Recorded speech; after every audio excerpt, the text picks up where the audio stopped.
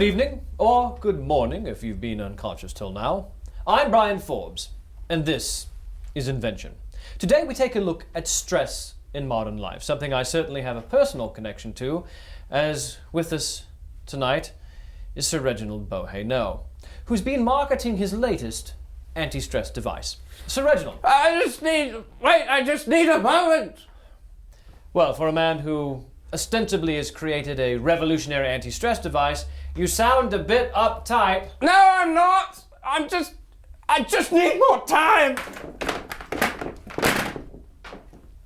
Yes, well, stress certainly is a leading factor in poor health, and Sir Reginald seems quite stressed. Now, this will raise his blood pressure, suppress Sir Reginald's immune system, increase his risk of heart attack and stroke, contribute to infertility, and hopefully speed up his aging process. Sir Reginald. Yes, I said he was coming. No, you're here. Ah! Are you quite all right, Sir Reginald? I startled myself. It doesn't happen often, but when it does, well. So, Sir Reginald, we were talking about the effects of stress on modern life. Oh, terrific. Now, I understand you've been selling something online that helps people cope with stress. What have you brought for us tonight? Yes, I have. Well, this is the device. It's an industrial-grade motor system for a massage device that incorporates an ultraviolet heating system. I'm sorry, did you mean to say ultraviolet? What? Well, you said ultraviolet heating system. Yes, it's proprietary. Go on. Yes, and it provides deep tissue and muscle relief to many areas of the body. And so it's portable, of course. It has many different attachments, many different configurations, and it's unlike any stress release device on the market. Why? I've had that question before. Yes, I'm sure people have been saying why to you your entire life. Well, this provides a sort of incredible massage, very unique, calming, relaxation, and release because I've added an attachment. This vaguely ethnic woman.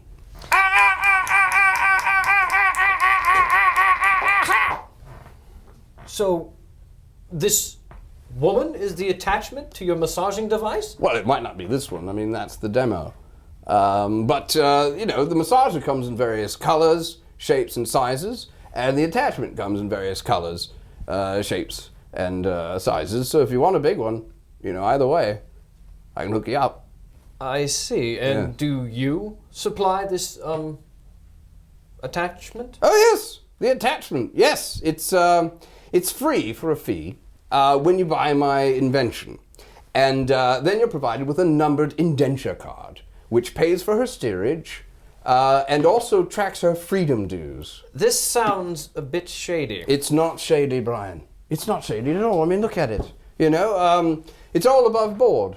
Well, I will admit this, all right? I'll go on record right here, up front. Her food isn't covered for the 3-week journey in relative comfort in a 4x5 box from several third world countries. But there's nothing shady there. See, I've said it. Most would say casting a light on your own atrocities is hardly admirable. Yes, well, I'll tell you what is admirable. We get most of these from orphanages early on. So they're relatively disease-free, and no one will miss them. All right, I'm going to do something unprecedented in the history of invention. I'm going to say early on that this is an appalling idea, and we will not go any further with this invention. I mean, what woman would even agree to this? It's not agreement, Brian. No? No, it's coercion. Yeah, on delivery, they tend to be a bit dizzy, all coming out, they haven't been fed.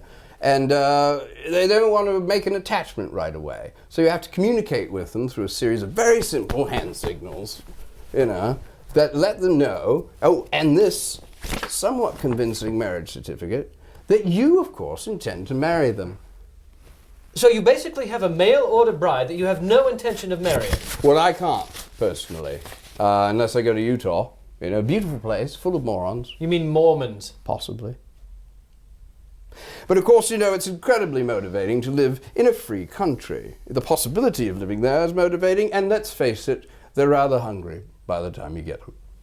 They are. They're very hungry. So it's very motivating to get out of the box, have a roof over your head, and possibly even you. I can understand what makes them get out of a 4x5 box and Good. why that's motivating, but what makes them get into this 4x5 box for you to abuse them so horribly? Well, chocolate, and spring-loaded box covers. It's a trap? Trap is such a loaded term, Brian. It really is. I don't like to say trap. I like to say opportunity box. It's an opportunity box. You know what they say. The old axiom, if you will. One door closes quickly. The other one opens eventually. How do people in these countries even allow you to do this?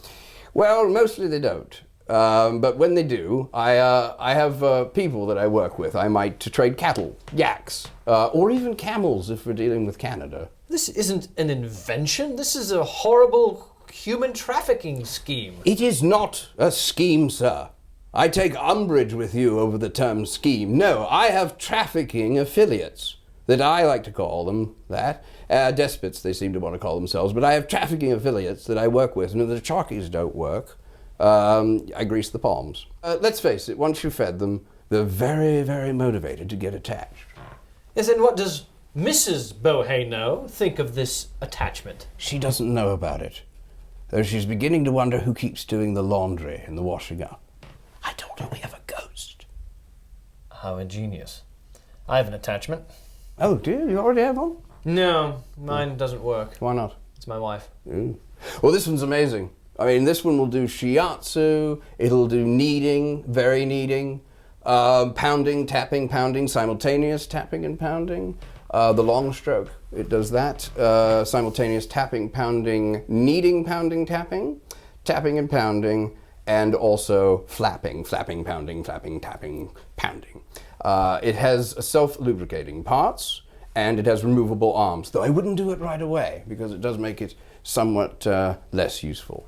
Now, isn't it difficult to bring slave labor into the country? No, it's easy. No, you just sneak them into the port, as cargo, get them out of the relative comfort of the 4x5 box, begin shouting at them really roughly, just scream at them all sorts of things, and there are no hurt feelings because after all, they can't understand a word you're saying, and you do it in front of the guards, so they see you screaming and they naturally assume that you're married. So you get your booty duty-free. Well, I'm glad our borders are so secured. But aside from the immoral and ethical concerns, isn't this slightly illegal? No, Brian. It's very illegal. Now, I'm no lawyer. I don't pretend to be anymore. Stop that. Good. Yes, right away. But this one will give you an amazing massage. Here, try it out. Robbie. Oh, no, thank you. Jojo! I will not participate. Jojo! Oh, thank you. No, that's all right. Now you're feeling relaxed. Oh, Feel it? Wow, that is Moving your cheek. See? Look at that. That's complete really, relaxation if the missus can't be bothered. Yeah. What about the missus? Well, mine can't be bothered every hour, and besides, it hurts her feet to hold them together like that and pump. Oh, God, this is wrong on so many levels. Lower, please. Oh, that you would trade in human beings. It's just disgusting. Oh, yes, that's actually quite nice. Oh, you dirty. No. Did I say that? I cannot believe you would do something so immoral. This is horrible.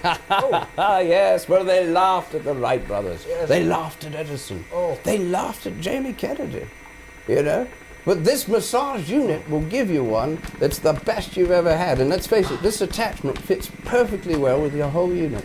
Oh, yes. It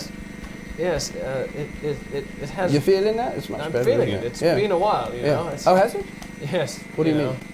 Well, the missus, it's... What? Well, go on, Oh, anyway, so this attachment will draw you a nice hot bath anytime you need it for full relaxation. What? A bath? Yes. My wife, she likes to draw me a bath and use her feet to turn it on. I like to look at them, A bath? Well, I thought you... Well, I thought this was... What? Actually leading... To what? Sex? Yeah, no. Good Lord, Brian! I'm trying to sell a massage unit here, not a prostitution ring. Yes, no. What is wrong with you? Well, of course, I'm sorry. I misunderstood. All right. I'm afraid that's all we have time for on Invention. I'm Brian Forbes. Good night. Of course, she'll ride you like a bronco. I can hardly feel my balls. Good night. Can I tell you what I'm going to talk about next week? Oh, God, that assumes so much. I can let you keep this one. Go on, then. Yes. Next week, I have perfected the electrified men's urinal and all that entails. What? Good night. Thank you, good night. And what's the delivery time on one of these? You can have that one. Really? No problem. Super. You give me cracker or I cut your throat. Okay.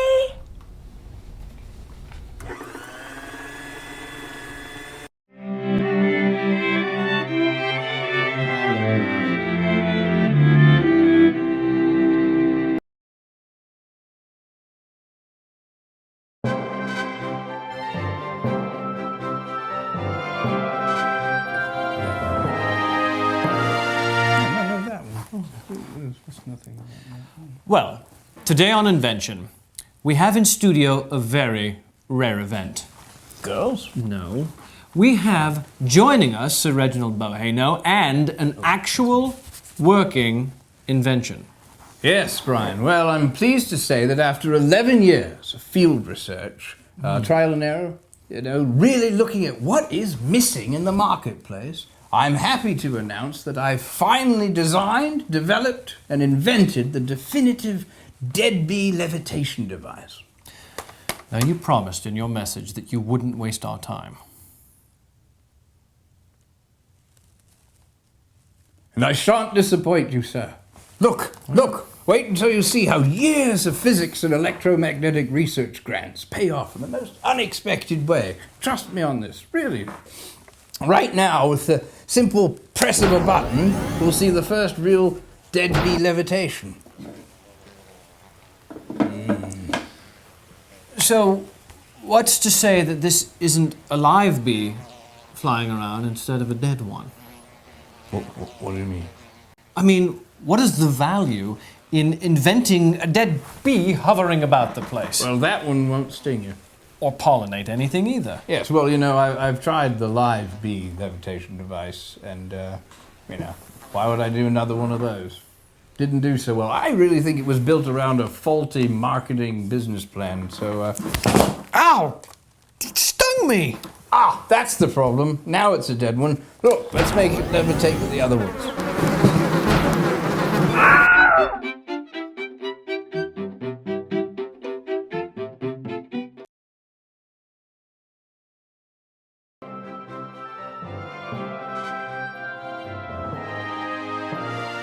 Hello, and welcome to Invention. With us today is our regular guest, Sir Reginald Boheno. And I didn't catch your name, Brian.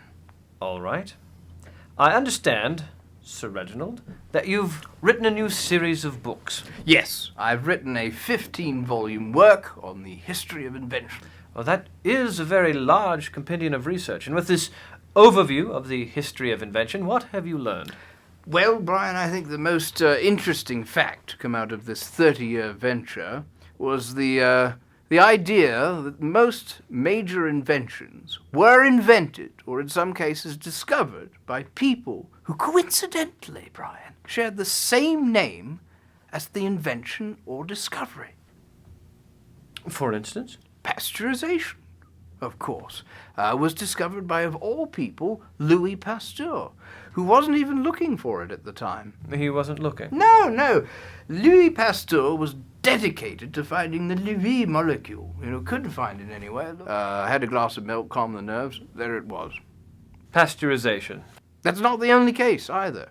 The Van de Graaff generator was conceived, designed, built, and operated by a man who happened to be named Dr. Van de Graaff, who was never told the name of his invention, no matter how many people he asked. He was never told what the name of the Van de Graaff generator was. Yes, the often frustrating life of the inventor. Played out like a Greek. Tragedy? It was if you weren't Greek. So you're suggesting that all the great inventions of our time share a mysterious link with the names of their inventors? Well, it's mysterious until you know about it, and then it's less mysterious. It's the great and not so great inventor. For example, the Ford motor car, if you're aware of those. The Yes. traveling motor car, was actually designed and built by a man who came to be known as Henry Ford. Mm-hmm. Or the Hubble telescope was used by whatever Hubble's name was. And of course, Morse code was discovered on the back of a matchbook during World War II, I think it was, maybe World War I, by a man coincidentally named Samuel Morse, happened to be going by. And speaking of going by, Thomas Crapper and his whimsical water closet. I'll say no more. Yes. Indeed, that coincidence is amazing. Is it? Yes. Well, I devoted an entire chapter of my book to finally revealing the Tesla coil, very famous, important invention, was discovered in a disused warehouse by, of all people, Nikolai Tesla. It all fits, Brian. But the light bulb was not invented by a man named Mr. Light Bulb. Yes, I anticipated that question. Well done. Now, of course, this whole name coincidence spans all of the fields of science and invention. Penicillin, as it's known, was first discovered by a Dr. Penicillin. Did he really? Yes, he did, you know. Yeah. His name, actually, in the Latin was Dr. Peni, you'll see, but he changed it shortly after discovering penicillin, which was very fortunate for two reasons. One being that what he discovered was called penicillin. That's right, and the other, of course, being no one wants an injection of peni for a cold. I have to say, Sir Reginald, it doesn't seem like there's very careful research which goes into your books. That's why I've written another book. I'll tell you now. It's the largest work I've ever done. It's called Errata. Errata? What's that? That's all the mistakes I made in the first 15 volumes of my work. I have been able to get through the first 15 of my books myself, but I can't imagine getting anything out of them without first reading Errata. It's good upsell. So, buy your first 15 books, but if you want to get anything out of them, you must go out and purchase Errata. Precisely. How very enterprising. Thank you. I wonder if something won't be named after you someday. There is. And I thought the idiot box was the television. Good night. Good night.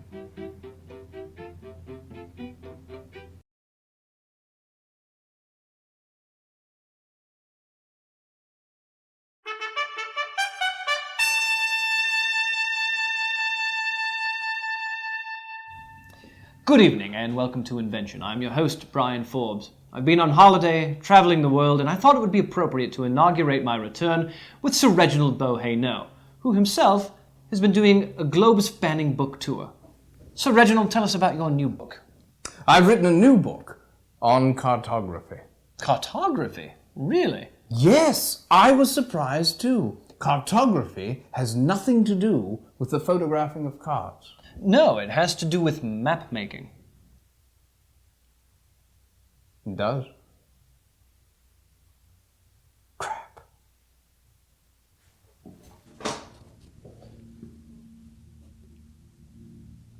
Well, we seem to have lost Sir Reginald Beauhainaux in his voluminous work on cartography.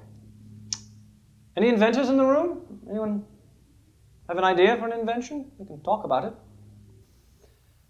Right. Well, I had an idea to improve the toilet with a new ball cock that I thought... Did you say ball cock, Brian? Yes, I did. I've got one. Well, excellent. We can speak about that on... I don't want to speak about it. I want to show you.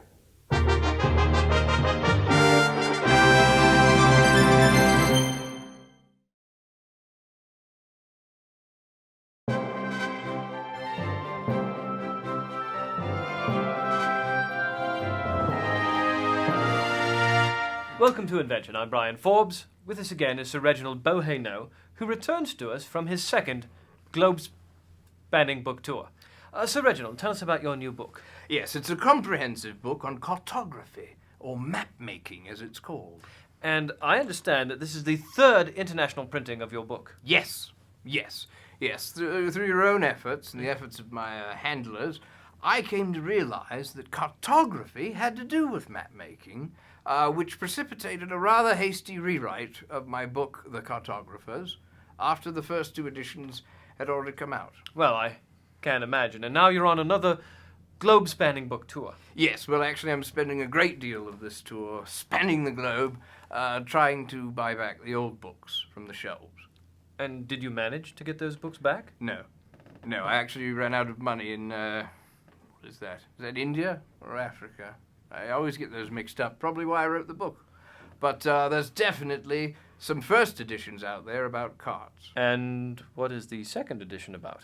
I really shouldn't say. So you're traveling the globe, buying back your own books. Shouldn't the publishers have had those books recalled? Publisher. Well, what can one hope to find in this newly revised version of the Cartographers? Well, what one can hope to find and what one will actually find are two very different things, let me tell you now. In the Cartographers, as they're called, Brian. Are they called Brian? The good ones are, yes, called Brian, yes. We found the most startling evidence was that most countries were named, Brian, named after the people already living there. Are you suggesting that this is purely by chance? No, a pattern. See, Russia, full of Russians, Canada, Canadians, and of course there's Turkey. Gobble, gobble.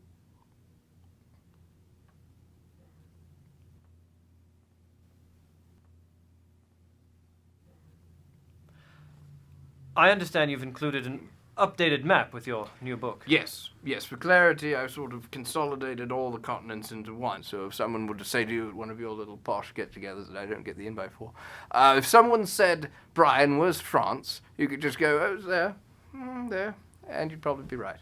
Well, I suppose that makes it easy to answer the question, where were you born? In a vagina, obviously. Anyone would say that. Few people do. But I want to just get to the bottom of this. I want to blow the whole thing open. Get in there. I'm sorry. Are we still talking about them? What? Vaginas. Good Lord, Brian. What's wrong with you? Well, you're the one who started. I'm sorry. The book is called The Cartographers, and I'm afraid that's all we have time for on Invention. Can I mention I'll be in the lobby? Signing your new book? No. Sir Reginald will be in the lobby. Please, join us again next week when we welcome, once again, Sir Reginald and his latest invention, the giant electric whisker biscuit. Yummy. Oh, God, good night.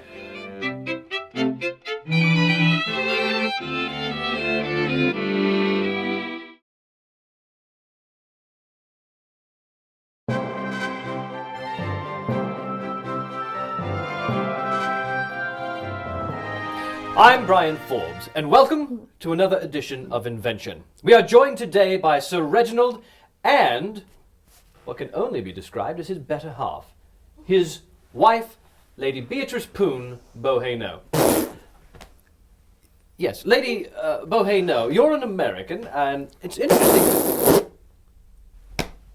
That's all I'm getting, darling. His stream must be down. Oh, no, he's not on the video stream like the times I showed you at home. No, Brian is right here, my love, right here in the room with us. Here? Yes, my sweet. Yes, hello. Oh! Yes.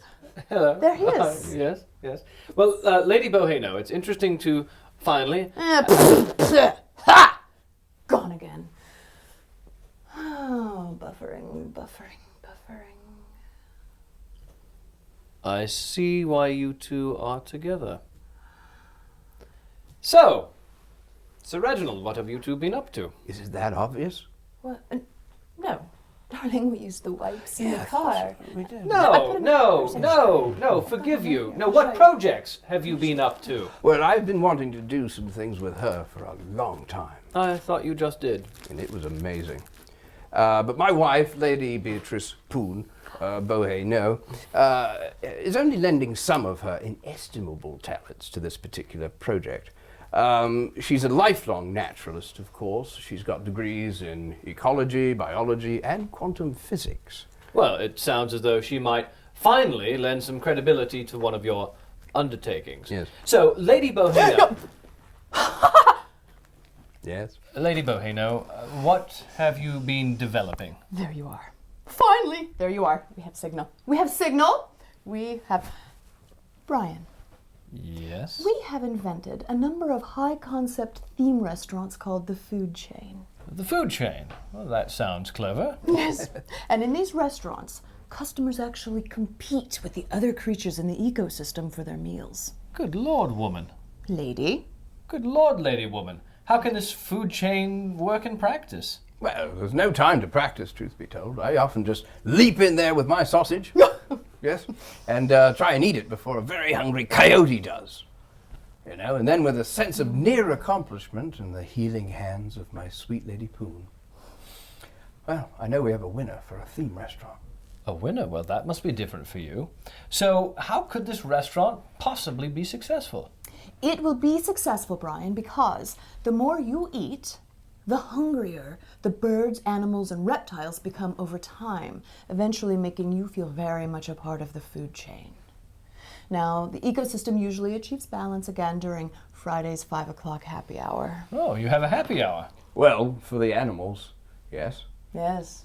A very happy hour of feasting on some of the dense population of our Friday night customers, as they, of course, avail themselves of cocktails, aperitifs, the stinky cheese insect repellent cart. Mm-hmm. Yeah. So, what animals might I compete with if I were to, say, order a steak dinner at your restaurant? Well, it could be anything, really. What springs to mind? Well, lions spring to mind. They often spring to throat as well. You know. But we have lions, of course, featured in our beautifully decorated, this is all her again, my sweet, beautifully appointed, recreated Serengeti dining safari. Dining safari. Dining safari, yes. And you might even notice buried there in the Serengeti, right next to your table, can't even see them, this jittery wait staff waiting to clear away your platters or your entrees to avoid carrion feeders. You know, like vultures and their huge droppings. They seem to constantly be hovering overhead the restaurant, you see, ready to descend. Well, is the food any good at your food chain? We don't know. We've never been able to catch any of No, it. but all are 4.5-star restaurants. Not 5 stars. No. Oh. Actually, amazingly, the reviewer's riding arm was taken off by a silverback Highland gorilla in heat just before he finished the 5th star. Tragedy. Oh, I should think so. Yeah. Stuck with 4.5 bloody stars from the only one who lived. So, it sounds as though this obviously isn't a family-friendly restaurant. Oh, yes, actually, many spouses come to our restaurant to celebrate their anniversaries in hopes of leaving unencumbered. So, carrion finished the meal? No, predators finished the mate. What? Yeah, well, it's quite natural. It's all part of life's rich pageant. It's how the world works. I mean, Brian, say your mate liked the meal. Say it. Your mate liked the meal. See, that's what it sounds like. We've never gotten that That's at the restaurant. lovely. I love that. But for example, your mate wasn't that wild about their selection. Well, a carnivorous predator, you see, Brian, will sense their weakness and the remaining food and quickly weed the mated pair from their table. Well, this sounds completely dangerous. I mean, the service would have to be extremely vigilant to get any customers at all. Extremely vigilant. That's the term. Yes, extremely vigilant. That's what we should use in the daily job adverts for new staff. Absolutely genius. Vigilant. All right. You. Take me through this. I arrive at your restaurant. What happens first? First, our greeter tracker comes up to you and says, How many in your party? Shh, come this way. Sit. Yes, Here. they're all around. they do. And then we're the only restaurant that can confidently then say, how many in your party would you like to leave with? I am astounded that you two are still in business. Say, well, thank you. I mean, with piles of corpses of diners everywhere, how can you expect new customers? Well, we grappled with this question for some time. We did. Much as our first customer grappled with the Komodo dragon For some a time. fabulous butternut squash with gnocchi and sage butter. Yes, now, Brian, in the end, we actually decided that for any truly green restaurant ecosystem, we needed more carrion feeders. Carry on. So now, every morning, the hyenas, the birds, they all eat the carcasses of the customers or any defeated wildlife, leftover dinners from the night before, as you now dine on your beautiful eggs Florentine breakfast. Oh, my word. I tell you what, it takes a real adventurous diner to order the rice. Make sure it's not moving. Yes. Hey, you know, a non-progressive inspector had precisely the same reaction that you're having, and they gave us an F rating, which I thought was going to be quite a setback until my lovely lady wife here told me, ein Ud, and I thought she'd gotten German on me, frankly. But then I saw she added it after the F, so it was F for fine food, so we hung it in the window and stayed open, thanks to this one. That's a shame. But I can't see what possible incentive I would have as a diner to go to the food chain. It sounds like it's completely unhygienic. You should be shut down. Brian, think about this. Come on now. Think about it. The sense of achievement, the appetite you'll work up. Just wrestling a muffin from a Virginia opossum. Or perhaps ice fishing with the ever-present danger of polar bears and cracked ice. Well, with the danger, is the food at least affordable? What? Oh, he's still here. Yes, well, some of it is. I mean, the Ethiopian fly buffet, there's a lot of buzz around that Yeah, one. you brought them. Yeah. But most of the food is a bit more expensive. You don't want cheap seafood, even in this economy. And Lady Bo loves her sushi. Yes, and imagine how much more priceless my sushi is when it is pried from the jaws of a striped mud turtle. That's right. I've pried her sushi. It's priceless. If you're motivated and very hungry, we've got a full seafood restaurant, you know, with a scuba room. We've got diving certification on premises while you wait to be seated. It's brilliant. And then as you're seated in our underwater seating, of course, you can pick off schools of sea bass and tuna and carp, all between bursts of oxygen from our patented mastication rebreathers, our finest invention. Oh, his and hers rebreathers, actually, that we designed for mutual mastication. It gets pretty wet down there. Yes. What? Down in the vast wetlands and scuba room, of course, Brian. Yes, I see. Yes, and so these vast areas of dense vegetation and food have to be cleared away by our waiters, sometimes our sommelier, and even poachers to clear it away. You know, even during our simplest of meals, you've got maggots of flesh flies eating away at your pork pie and Branston pickle. And let me tell you, that creates nitrogen and carbon, which is notable. And who noted that? Well, the health department was the first to note that in print. Yes, printed. Difficult. It's very difficult, Brian, for the independent family food chain to survive in this era of corporate regulated restaurants. But one review can make all the difference. And has one review made the difference? Well, the one that shut us down did. Oh, my baby, my poor Reggie. I had to spend many, many hours comforting him in only the way that I can. I don't even want to think about that. Oh, I should hope not, Brian. You would look desperately homosexual if you were to do that to my husband. Yeah, she What? does it better. No, what? Look, I've never read a review on the food chain, but I suppose if I did, it would be a bad one. All the other reviewers were mauled in our Appalachian mountain room. Their own fault, Yes, by the way. during critic night, though, which was unfortunate for us. And, of course, the food bloggers lost all sensation and all of their extremities in our Arctic Circle supper club.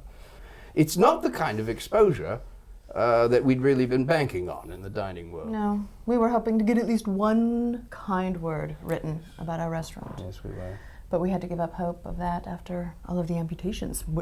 Yeah, it's difficult to get a good review when you've got nothing but finger food for weeks ad nauseum. But not all of our ecosystems, of course, are that extreme. So, fighting a starving warthog for a Salisbury steak and beans is not extreme? Yes, well, all right, I will admit there was some miscalculation. There was that one, you remember that, the Highland Buffet. Well, apparently only microbial life could exist in there because the moon-like temperatures put some people off as much as the bagpipes. No. Honestly, Brian, those diners could have availed themselves of our lovely hypothermal vent buffets. They could have. Yes, and we had booth seating with pressures of up to 3 Earth's atmospheres. That's right. I myself found it a very lovely place to dine. Oh, an enchanting place to survive. Mm-hmm. Yes. You should see her when she's enchanted. Yes. In survival mode. Pretty amazing. Yes, well, I think we'll both have to admit, possibly in front of a federal tribunal, that this restaurant really wasn't for the casual diner or the real foodie. No, we've actually lost a lot of customers. We did. Lost in that they didn't return to this restaurant, or that they perished while dining? Yes. And as a man of science, I will say I was shocked by evolution run amok at our Galapagos Island bar. But we believe in our restaurant. We believe you can fight for your food, you can fight for your meal, you can fight to survive, and you can often leave hungrier than when you first arrived. And that can't be said of a lot of restaurants, let's face it. It's true. We call it the food chain survival diet. You will lose weight, even if it's just a limb. Fatties love it. They eat it up. Well, I'll make sure that I have all my shots and no appetite before I see you again. Join us next time on Invention when Sir Reginald talks about his latest theory, one that I'll have to take him to task on. Which one was that? Well, that's your white paper, Sir Reginald, the one that asserts that female chest gazing actually has health benefits. Oh, yes. Well, daily gazing at the female chest provides a myriad of health benefits on par with an exercise regime. Now, I've found, through gazing at the chest, I have increased blood flow, coronary artery disease is lowered, a release of endorphins, and an enhanced will to live. I found through my research that oogling often cuts in half the risk of stroke or heart attack just at 5 minutes a day. Or 5 hours, whichever. So, gazing at the female chest lengthens a man's life. Here, darling. I am over 100 years old, Brian. Oh, Brian, would you like to try? Oh. I feel young.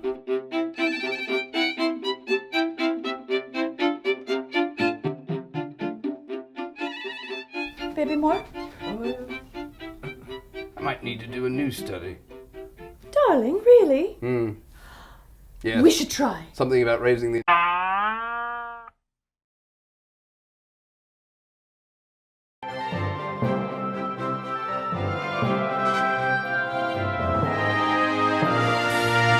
Hello, and welcome to Invention. I'm Brian Forbes, and with us is Sir Reginald Beauhainaut, inventor of what his own press statement and review calls an amazing new fashion statement. Yes, Brian. Yes, I've designed and debuted at a Milano runway show my winter line of aromatically themed outerwear. Oh, I see. Sage-inspired lavender, that sort of thing, for example? The flatulence pants. Oh, come on. What? Yeah, well, if you haven't seen it, I'm sure you've heard it. The flatulence pants. The flatulence pants, sir. The flatulence pants. Yes, the first pants that really answer the question, Brian, why? Why? Why can't we redirect and amplify my flatulence? You say that as if the question's been out there hovering for years. Well, no, but flatulence has been. Indeed. But if you aren't particularly flatulent, or want to be... If you want to be, I can help you there. If you're not particularly gassy, like most of us, I can set you up, as it were. I've designed them so that the back pockets have sort of spring-loaded areas with canisters in them that shoot out like a whirling dervish. Imported or domestic, methane-derived intestinal gas substitutes.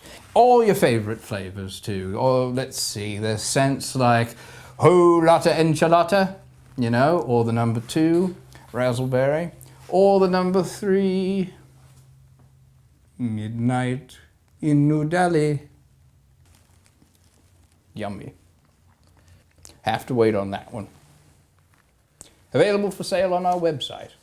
If I may state the obvious. No. No, I need to say this, Sir Reginald. No, Brian. There is no need to thank me. I'm happy to invent it. What I was going to say is why.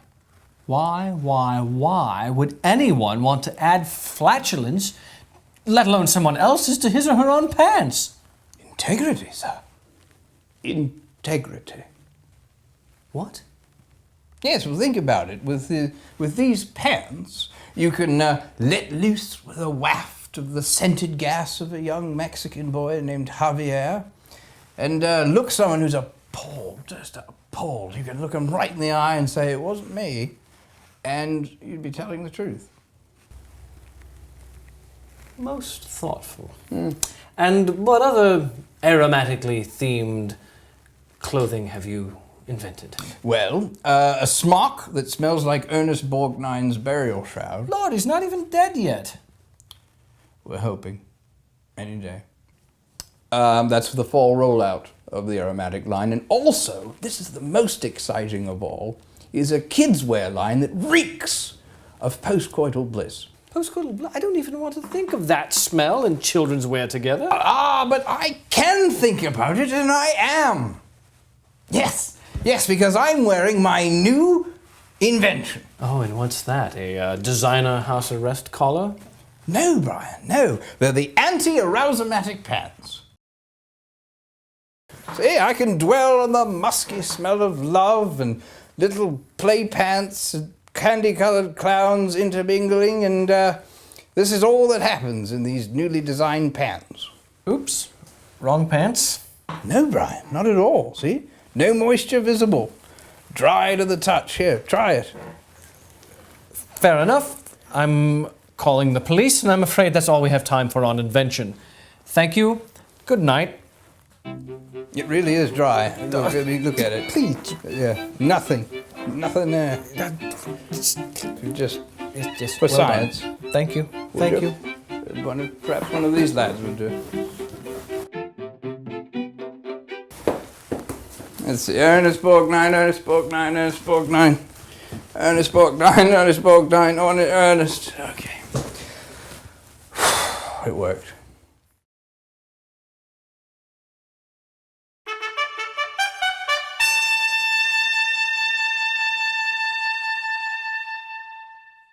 Good evening. Tonight on Invention, we welcome Sir Reginald Beauhay-No, who's created quite a massive controversy with his latest invention, Sir Reginald. Yes. I have created and marketed the Jovian Day Runner. I see. A day runner based on the cycles of Jupiter? Yes. It's a calendar and reminder book based on the Jovian Day, which is 9.8 Earth hours. I see. And I sell the refills. How industrious. That's all we have time for on Invention. Thank you, and good night. Can I mention that's why I'm 11.86 years early for this interview? I'd rather you didn't. Thank you.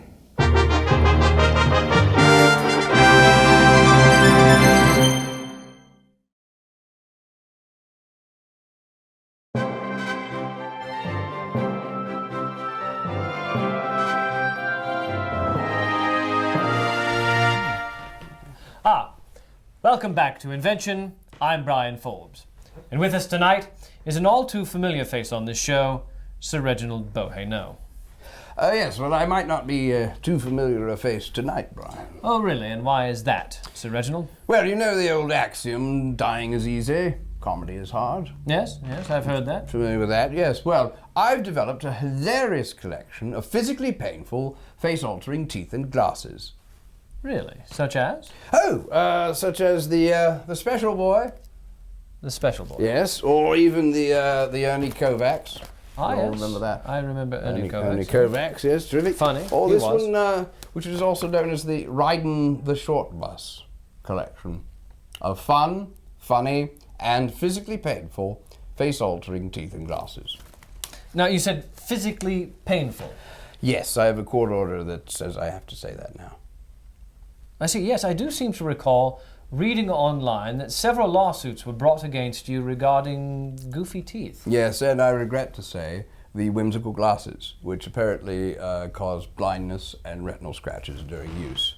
It's a real pisser for me. But still, these are a hilarious collection I developed over years of field work, and let's face it, funny trumps everything. Yes, I've heard that as well. In comedy, funny trumps everything. Yes, even bleeding gums or periodontal disease or even corneal scratches, you know. But sure, your teeth, your gums are going to bleed. They're going to bleed? They're going to bleed. Profusely? Yes. Oh. In fact. But that bleeding is a small price to pay for the sort of really big laughs, belly laughs that you're going to get at children's parties. I see. Now, you said these were physically painful. Yes. Are they very painful? They're very painful. Yes, they can be. Well, yes. Could you demonstrate? Yes, I'd be Very happy good. to. The comedy du jour Yes, is one I'm just developing now. It's sort of in the beta stage.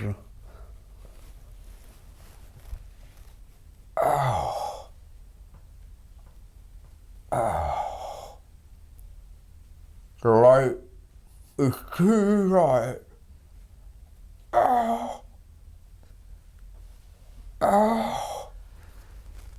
So that's Sir Reginald Beauhainaut and his physically painful, face-altering teeth and glasses. Join us next time on Invention when Sir Reginald when Sir Reginald taste tests live his latest, the anti-masturbatory crackers. Cheers. Join us then. I'm Brian Forbes, and this is Sir Reginald.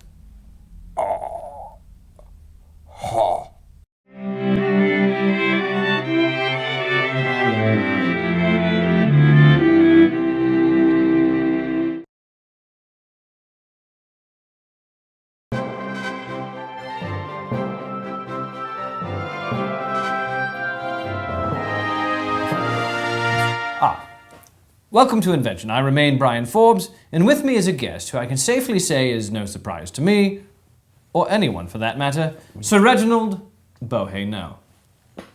Ah, nice to meet you, Brian, finally. Yet again. So, Sir Reginald, yes, I venture you've been working on something since we last met. Yes. Well, I've made the leap, as it were, in the area of privately funded rocket ship tours. Ah, yes. Well, Sir Richard Branson has been developing a program where a private individual can purchase a seat on an orbital or near-orbital spaceflight without a military or scientific background. Really? Yes. Recently, the X Prize was given to a private company which successfully launched a reusable spacecraft for commercial purposes. Yes, well, there's an intense interest in the privatization of rocket ship technology and people willing to pay for a private rocket ship tour to the stars. You see, my service is unique in that it provides a discreet rocket ship tour to the stars' homes. Stars' homes? Homes. What type of rocket ship tour is that? Oh, it's the whole 4D experience, you know, Brian, through the lives, literally, of some of Hollywood's most beloved stars, just as their homes are destroyed forever by a pressure-fed kerosene-oxidizing engine, which lowers the cost, of course, that's normally associated with throwing away a booster, that sort of thing, but does increase the cost ever so slightly of, say, rebuilding Shakira's 10-bedroom home. But you're still getting a once-in-a-lifetime experience of seeing a star's home before the home is gone. So you're essentially launching a rocket horizontally into a home. Or homes, if you aim right. Or homes of Hollywood's elite. Yes.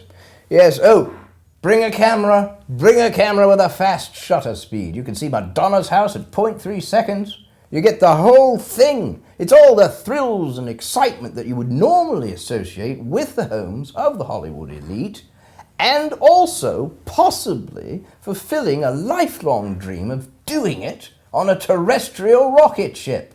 So this terrestrial rocket ship, as you're calling it, I presume is laden with passengers who've spent their money to either see the stars' homes or to ride on a rocket. Well, to each his own.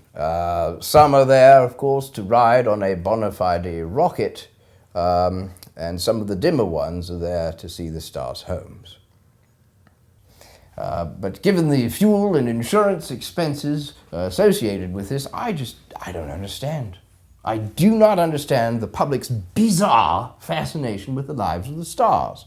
But as long as people want to stargaze, I'll be there with my modified Russian rocket ready to go. Yeah, what do you mean by a modified Russian rocket? Well, the Soviets have been selling me their rockets for months for a song. Now, are these expensive? No, they're not expensive, Brian. No. In fact, the only really tricky part is disarming the warhead.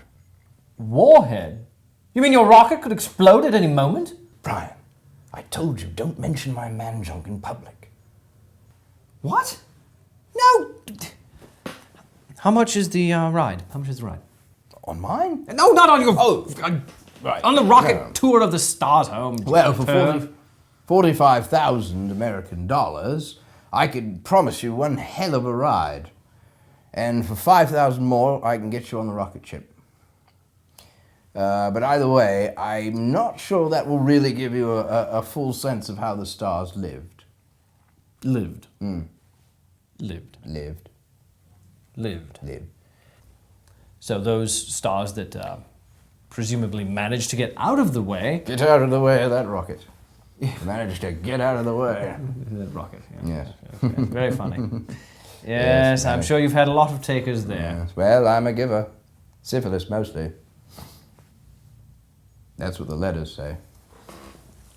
Well, You can't get it that way. I'll show you how. I don't want to know. All right. I can imagine that those stars that manage to get out of the way of the rocket and live Yes. are none too happy to have their homes destroyed by your tour. No. In fact, I don't think it's just the stars that have a problem with having a large rocket ship flying through their home. I think most people would have a problem with having a large rocket ship fly through their home. Do you think so? I do. But given that Mr. Sean Penn, a very violent man, wouldn't return my phone calls. Mr. Fidescent wrote a harshly worded rhyming email to some of our passengers during our maiden voyage of his boudoir and recording studio, which is incomprehensible to me. Incomprehensible how? It's incomprehensible for two reasons. One, he's not that big a star. And second, I think 50 Cent wrote the email himself. Incomprehensible. It was incomprehensible. Now, once your tour is underway, how does it stop? That is a question that's been shouted by many a passenger so far. How does it start? That's normally how people hear it, especially the stars. I can imagine, yes. Well, we've tried several things sort of on the fly, as it were. Parachutes. Yes. Nothing. No. Yeah. A series of rubber bumpers. We've even tried ending the tour in Rosie O'Donnell's thighs. But ultimately, what concludes our tour is a combination of friction, gravity, and lawsuits. I can well imagine. Well, I'm afraid that's all we have time for on this episode. I presume you'll be back next week to talk about... That can't be right. Yes, that's an amazing photographic process. Yes, it's glamour photography of missing children. Why on earth would you want to do glamour photography of missing children? No, you see, the more proper question is, how could you do it? I mean, after all, How could you do the picture's already taken, right? I mean, there's the photograph. Let's face it, the moment is, in fact, gone, as is the child. But we've developed this way to create high-fashion, magazine-quality portraits for milk cartons, for flyers, for online posting. Anywhere you're desperate to get the picture, it's gonna be everywhere. At least have a decent picture is all we're saying. We have an incredible thing here. If the photo, say they don't look as good now as they did in the photo, at least they know, with this photo, they've got a good picture out there somewhere. It's floating around, as indeed they may well be. You know, there's that bond, that inextricable, loving bond between a portrait and pieces of a child. It's soft focus, you know, very tasteful, makeup enhancement, the whole, you know, adjustment of the hair as the decades go on, and you lose that time. But at least you know what they look like, according to me. I can't see why you would want to have a high-fashion version of a missing child's photo. No one can. No one can. I mean, let's face it. This is probably the last photo you're going to have of them. For a small fee, let me make it a good one. If you enjoy a short ride... Like Mrs. Forbes. That's my wife. Not funny. No, she isn't. Then you can book a ride on Sir Reginald's rocket. Like Mrs. Forbes.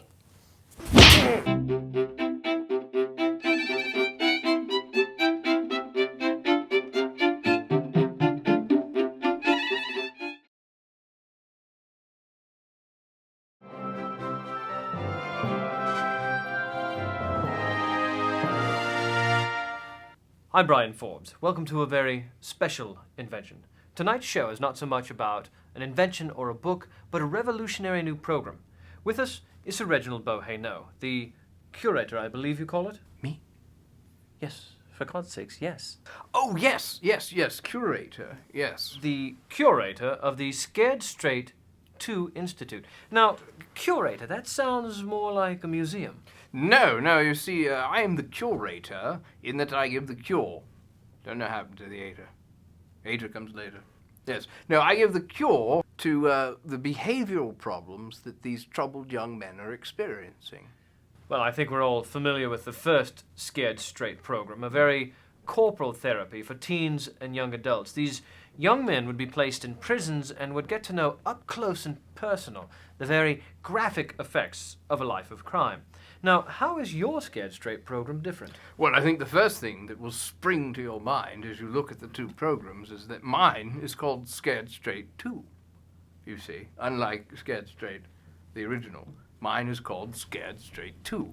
That will be immediately apparent. Yes, I see as that. a difference. Yes, thank you. The second thing is my program, Scared Straight 2, puts troubled young men on the straight and narrow in a unique way. Now, what is it exactly that you do with these young men? Well, Brian, it's really, it's quite elegant. We take these potentially homosexual young men and we scare them straight, Brian, with aroused male genitalia. Aroused male genitalia? Where? In the program. This program? No, not my program, your Scared Straight program. Ah, you're familiar with the program. Yes. How'd you do? No, I like women. There you have it. Another bender, Scared Straight 2. Well done. What happens after the scaring part? Well, when you see a giant turgid tube steak just coming right at you, as it were, that puts more than the fear of God in you. I know. I'm sure you found that to be true. What then? We take these young men, and much like your own parents might do, they might cure you from smoking cigarettes, Brian, by taking you out, making you smoke so many cigarettes that you just don't want any more, you know? Well, certainly sounds like something my father might have done. Sure, why not? Precisely. So what we do is we take these young men and we make them smoke so much Powell that they just don't have a taste for it anymore. Well, what if it turns out that he's not actually heterosexual, but indeed genuinely gay? Well, he'll have the time of his life at my place, let me tell you.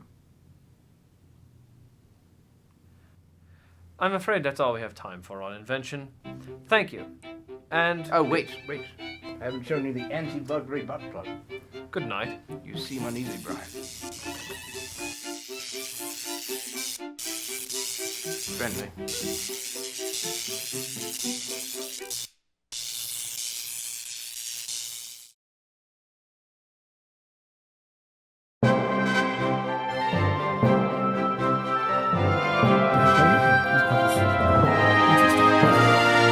I'm Brian Forbes, and this is Invention.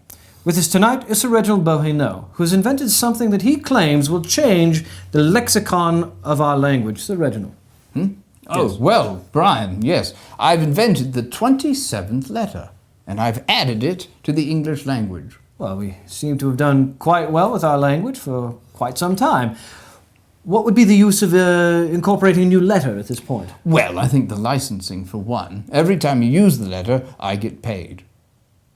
Well, I see the obvious financial benefit to you.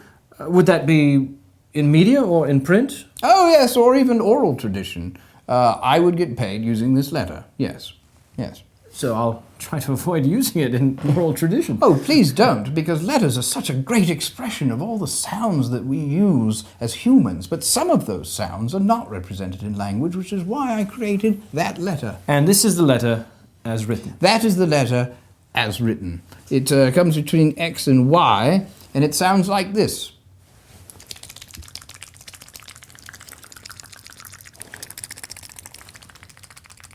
I see. And how would one use this letter? Well, already I've licensed the letter to the Royal Society of Gynecologists, so every time a labia is mentioned, you have to go. Well, the word onomatopoeia springs to mind. Yes. Well, let me show you how much more expressive the letter makes these photographs of women's hoo-has. I pray that's all we have time for on Invention. Thank you, and good Lord. Yes, look at the dangling giblet pouch on that one. It's like slapping an artichoke soaked in butter. Is it? Not that I would know about the butter.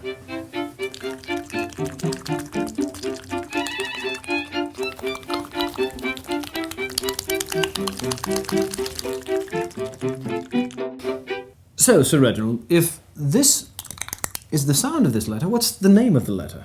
That's the letter twat.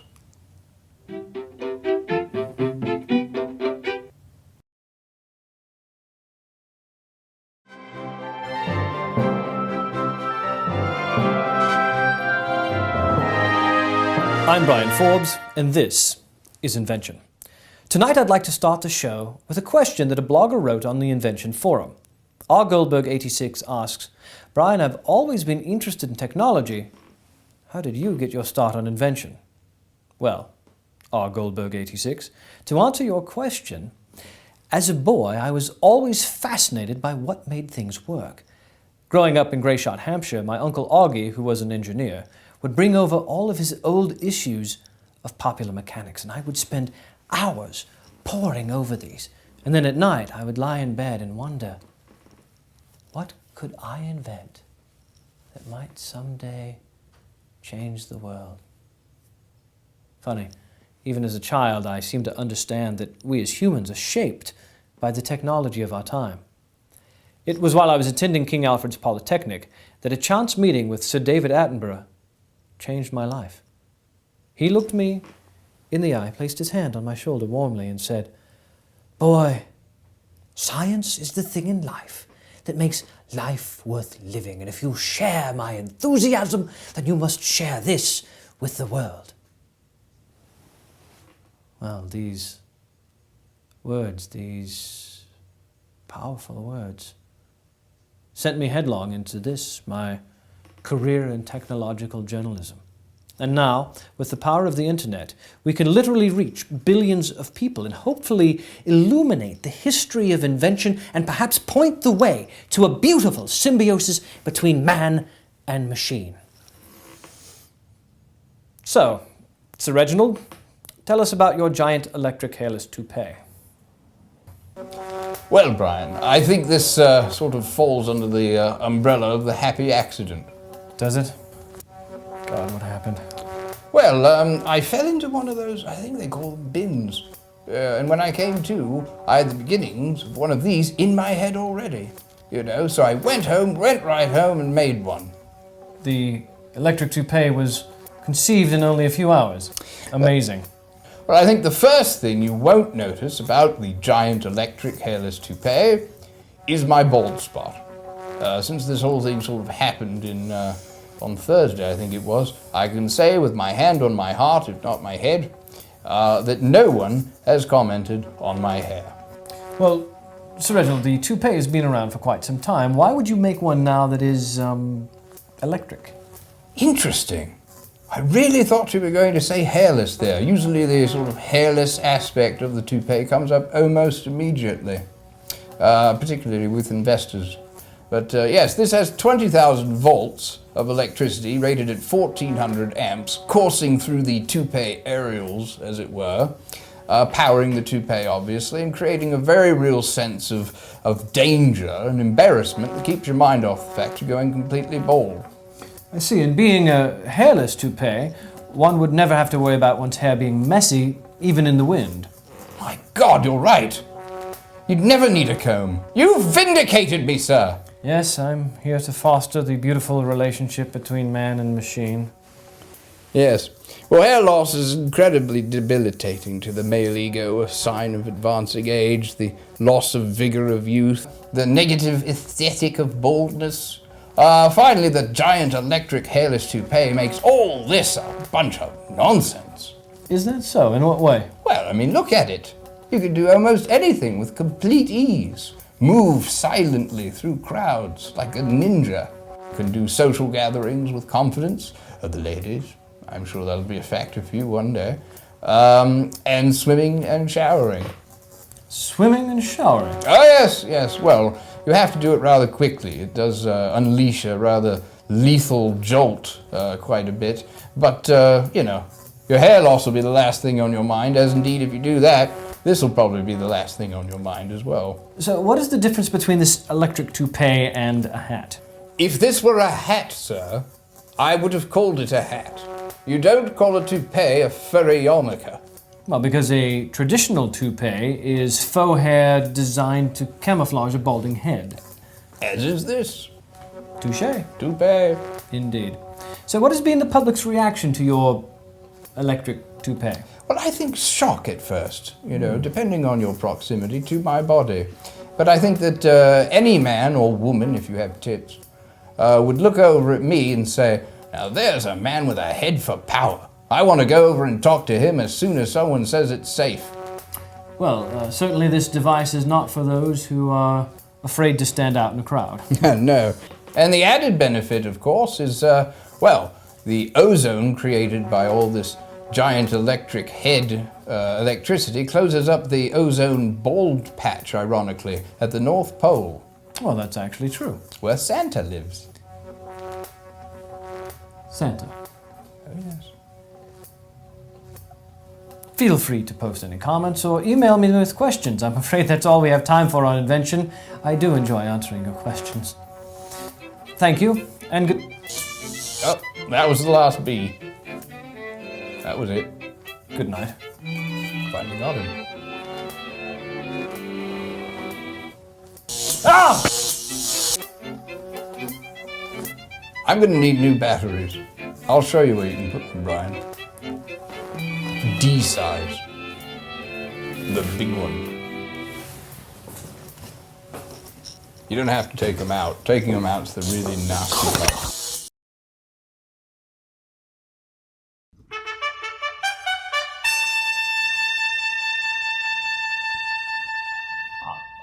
Good evening. Tonight on Invention, we welcome Sir Reginald Beauhay-No, who's created quite a controversy with his latest invention. Sir Reginald. Yes, I've invented and patented the tree. Really? Why do we have him on the show? That's all we have time for on Invention. Thank you. And good night. Can I mention the bit about the branches?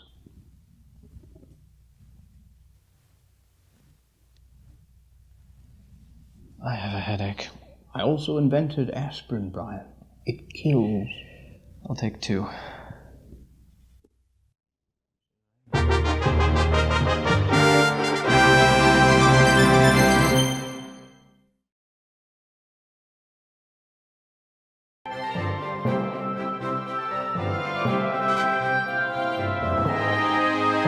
Hello and welcome to Invention. I'm Brian Forbes. Today we move into this age of virtual reality.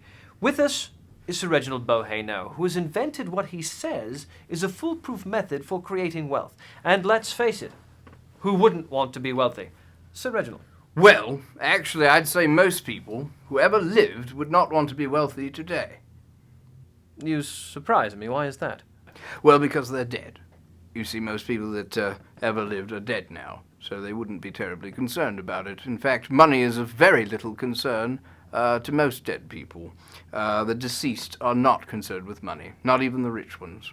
You know, any conversation about high finance is a non-starter with the dead, or the poor, really. So it's not a wealth creation system for everyone. No, it's a wealth creation system for virtually everyone except the dead and the poor. Well, I was very excited to talk about a wealth creation system for all of us. I can see that excitement from here. Tell us about it. But I mean, the bulge is... No, your system. About the system. Oh, yes. I thought it strange. How odd, you wanting me to call attention to your avarice and gorged member on this. Do go on, please. What? All right. Well, I mean, I got a stiffy, you know, the first time I thought about all the things that I could... No, buy about with your money. system. Oh, about your the system for creating sure. wealth. Yes. Not my penis, not your Yes. penis, not any penis. Tell us about the system Sure. for creating wealth, please. Nothing about this. No. All right. Please. Well, I've invented a system, I'm told, that allows you to become virtually wealthy virtually overnight. Rich in 24 hours. Well, that is amazing. No, No? it's not amazing at all because it doesn't take 24 hours. I don't know how much it'll take, but it certainly wouldn't take 24 hours. As I say, it'll make you virtually wealthy overnight. It will take some time. Not really sure how long my method will take in actual time, but I do believe, I'm virtually sure, that it will be virtually profitable eventually. I am still not clear. What does your system do? Well, yes, my system merely requires that you declare to the world, Brian, declare to the world your actual wealth or virtual wealth via my website. And how do you do that? Well, it's easy. You log into my website, which is www.boheynowealth.com. And then for the price of a cup of tea a day, you will receive 1 million Bohey dollars each month in your online account, making you virtually wealthy. So there's no actual wealth? Au contraire, mon ami, as the Greek would say. Which Greek? That Greek, he's right over there, drives me everywhere. I pay him in Bohey no dollars. Stupid little... Yes, he's a genius, though. Genius with a mustache. He doesn't have a mustache. Give him a mustache. See what he does with it. Genius. Often wondered if I should grow a mustache. Trouble is, it's always police, military, and homosexuals. Sorry. Yes, well, I'll have you know, in the military, I was a Queen's Guard. I don't know his name, but he used to hug me warmly whenever I would guard him. I merely meant to say that a moustache can create certain perceptions. Yes, well, it was no free ride for my mustache, let me tell you, when I was in the military. Fortunately, we're talking about a wealth creation system and not free moustache rides. So your system, which we are talking about, not dead people, not penises, not free moustache rides, but your system for creating wealth, suggests a type of psychological wealth. The very idea that you are wealthy gives you confidence. If you can say, I am a billionaire, even if it's virtual, then you have a sense of having wealth. And with this sense of wealth, you can create real wealth in your life with that new confidence. No. Interesting lingo, though, for the marketing boys. Listen. I'll pay you 1 million Bohey dollars for that idea. But your Bohey dollars are useless. All right. 2 billion. Think about it. Where would I spend it? Well, we have a new virtual shopping mall, which you can spend it in. So I'm going to use your pretend money to buy your make-believe products. Well, think what you'll save in the shipping. Is there even a system for wealth creation? Oh, yes, there's a system, certainly. It's virtually foolproof. Go on. Yes. Well, here's my system. There's the first stage, as I call it, where we take the website and we distribute the virtual Bohey dollars to the various people. And of course, then there's the second stage, or the second stage as I call it, where we take the actual wealth from the customers, or marks, as I like to call them. So You're conning people into giving you their actual money for this bohey no money. I don't like to use the word conning. You don't. No, negative connotation. I prefer to just say ripped off. I am a billionaire. It's virtually that easy. And are you a billionaire? Virtually. Let me rephrase that. In this reality, in pounds, are you a billionaire? No. Are you a millionaire? No. Are you even rich? That's an interesting story. Like to be, but no. Do you have any money at all? I have virtually none, Brian. I see. Nothing. Virtually nothing. I'm on the dole, Hoping to get some money, though, for the website, to make my virtual website a reality. Good to know my taxes are supporting a madman. So, at the moment, this virtually useless invention does not exist. It's in the virtual stages at the moment, but I am virtually certain that it will be actually real at a virtual time sometime in the actual future. So, am I mistaken in saying that you haven't actually invented anything that creates wealth? Yes, when you say that I haven't actually created something that creates wealth, it's virtual wealth, Wealth is very much a subjective thing. It's subjective and confusing. Like me. Sir Reginald Bohey, no. Bankrupt, actually and morally, with his new money-making website. I have to say goodnight, as I'm afraid that's all we have time for on our program. Virtually? Actually.